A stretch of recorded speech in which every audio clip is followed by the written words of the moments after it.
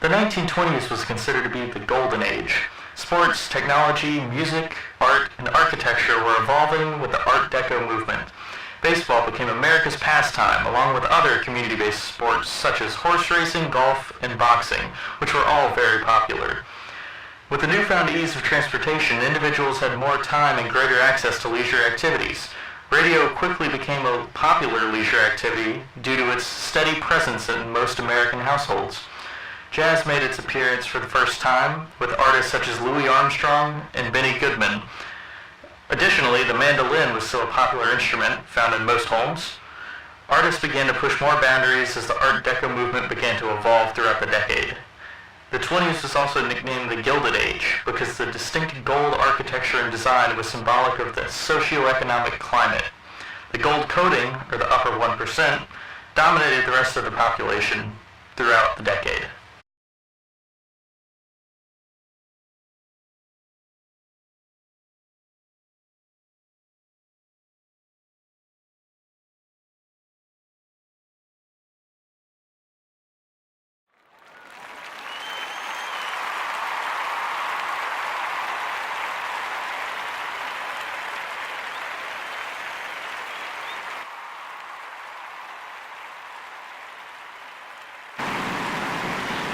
So is this A3?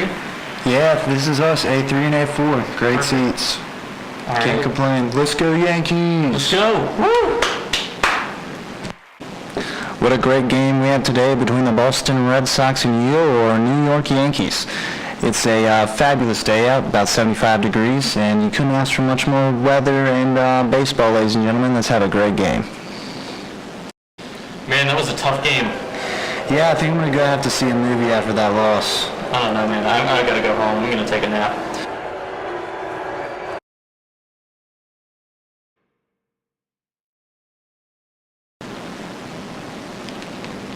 Yes, could I get one ticket to the Charlie Chaplin movie?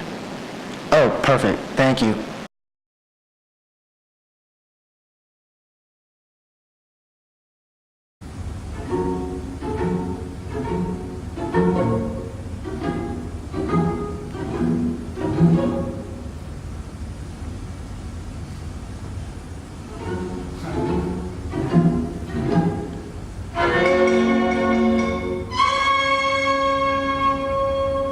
Great movie, but gosh, I really want to go play some music. I wonder if Jack's around. I'm sure he'd love to play some guitar.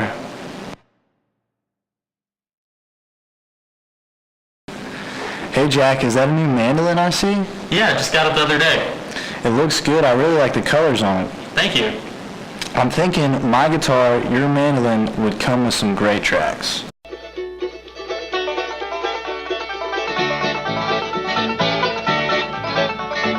Ebo Walker was born in Kentucky and raised by his daddy on a hillside farm. He took up fiddle playing just for fun. That's the last work that Ebo Walker done. Walker was a mighty fine fiddle player. Ebo Walker was a mighty fine fiddle player. Well, Ebo Walker, he left Yeah, I don't know how we got these party invites, but this place looks insane. I've never seen a house this big. I mean, we can fit like 500 people in this house. It's absolutely crazy.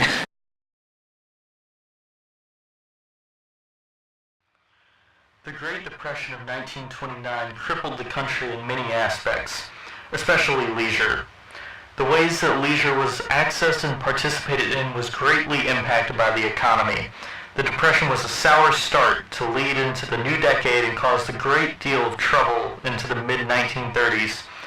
Sports, music, movies, and alcohol were all greatly changed by the Depression. With the lack of funds, sporting events were less accessible to the average citizen, leading to a more participant-based sports fan. Instead of going to baseball games, fans had to listen on the radio, or even play themselves. Jazz continued to evolve, and the emergence of stars like Duke Ellington began to shape a new jazz movement. Movies became a large part of leisure and recreation. They were cheap and gave an escape from the hardships of the Depression. This was also the rise of many movie stars, such as Katharine Hepburn, Spencer Tracy, and Clark Gable. Technological advancements such as the television, the washing machine, and the refrigerator made life easier for millions of Americans. The economic downturn still led to the lack of job opportunities. However, there was a large increase in free time due to the automation of time-intensive labor processes. Prohibition also continued into the 30s, increasing the already great demand for alcohol. This increase in demand was also responsible for creating a black market, where individuals could buy alcohol from illegal sources. Prohibition made once common leisure activity taboo.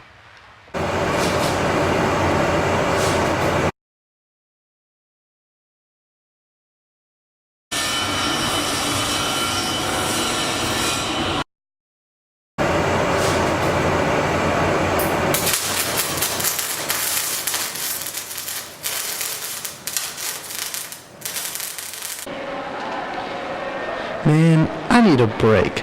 All this working has me tired. You know what they call this thing? The Great Depression. Attention all employees. Your jobs have been outsourced to Russia, and you are fired effective immediately. Thank you, and have a wonderful day. Hey, let's get out of here. Great. Gosh, of course I get fired. I wonder if Jack wants to go for a walk. Barely paying me enough to get food and then they fire me like this? I can't believe they put us out of work so soon. We were only hired 2 months ago. Hey, what's that? Is that the New Yorker? Look at this. I can't believe that Ford outsourced all of their manufacturing to Russia. That makes sense. I wonder if that's why we were fired. Probably. Alright, do we see John Wayne in The Haunted Gold or Sunny Side Up with Janet Gaynor? Sunny side up, definitely. right. I saw John Wayne last week. Let's do it. Can we get 2 tickets for Sunny Side Up, please?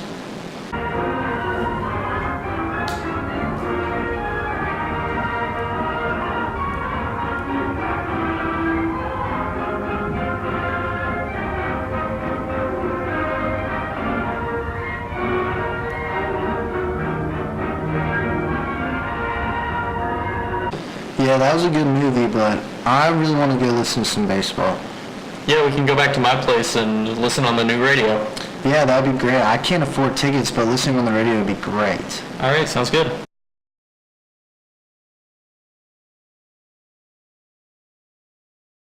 Well, it's May 31st, 1929, and it's a beautiful day for baseball here at Yankee Stadium.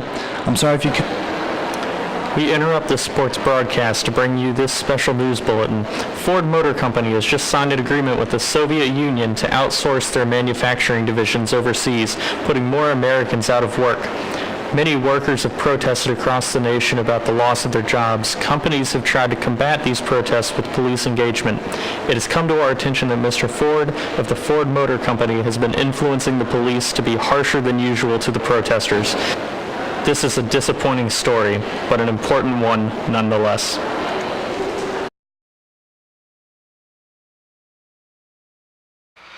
In the 1940s, the United States was forced to enter World War II after the Japanese act of aggression at Pearl Harbor. Wartime during World War II dramatically changed society in America, from gas cards to wheat pennies to the draft and the manufacturing industry. With many men going to war, this offered many American women the chance to fill roles typically assumed by men. The war also had a great impact on sports, art, music, and radio. As men were being drafted into the war, sports leagues began to turn to women to keep leagues operational. For example, the Women's Softball League was the first all-female sports league established in America in 1943, with the intent to keep the baseball culture alive. The art of the 1940s began to shift away from the Art Deco movement and more towards the rising tension of the war. Artists found government jobs, creating propaganda to help build the support for the ongoing war. It also served to help motivate people on the home front to support the troops and help manufacture military supplies. In the 1940s, the adaptation of jazz and blues created a new sound that would be the cornerstone for rock and roll. Artists like Big Joe Turner were heavily involved in paving the way for this new sound. Due to the necessity of communication, and a recreational activity, radio was heavily valued by the military and American society. It was a source of news, entertainment, war updates, and served as the civil defense sirens, also known as our version of the National Emergency Broadcast System. Well, let's just head across town. I promised the Griffins that I would be at the station when their son boarded the train. What time are you supposed to be there? 1:15. We have some time to kill, don't we? Yeah, but I want to get there early. Whoa, hold on a minute. What is that? Here at Ebbets Field, we have the very first all-women baseball league. Today, the Battle Creek Bells will be facing the Grand Rapids Chicks. This is a historical moment, folks, a true first in the sports world. And here comes Isabel Alvarez from Havana, Cuba. Season lately. This aggressive third baseman has been having a great season, giving her team the previous 2 wins against the Chicago Collins and the Fort Wayne Daisies. All due to this war. It's pretty incredible when you think about it. I'm glad my sister got a job at the local library helping out where my cousin used to have that job, a boy. But hey, do you see that over there? What's that?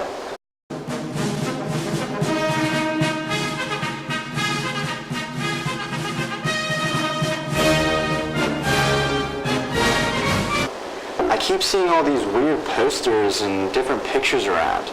Yeah, it's like all of our normal art's gone. I haven't seen an Art Deco image in years. It's like all they want is either war or for you to sign up for the military.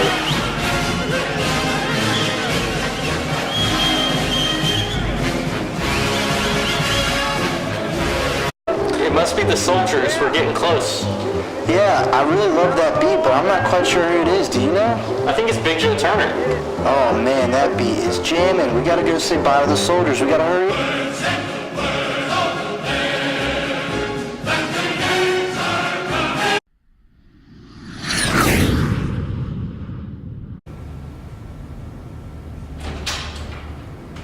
I'm ready to see it. Let's go. Let's see the final. It's gonna be good. We can just slap on the end. That way we're done with it. Yeah.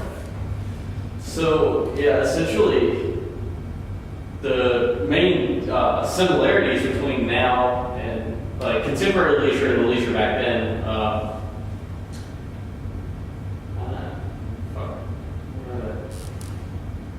When we saw the sports. Yeah. When I see this video and I think of what happens today, I really think of how sports in the 20s, 30s, and 40s have affected my lifestyle today. I see the giant stadiums that are all across our country and the world. And I look to the Yankee Stadium, built in 1920, one of the first large outdoor stadiums in the United States. We have women's leagues all across the nation and the world, and females, no matter what age, can participate in sports, thanks to the opportunities given to many women in World War II, due to the fact that many men are being drafted. Not only was baseball America's pastime in the 20s, but it's still a popular sport today. It may be declining with its popularity, but at the same time is doing new things to try to entice a new crowd. Another similarity that I see between the Art Deco movement and today's art movement, today's art movement is actually pretty heavily influenced in some cases by the Art Deco movement.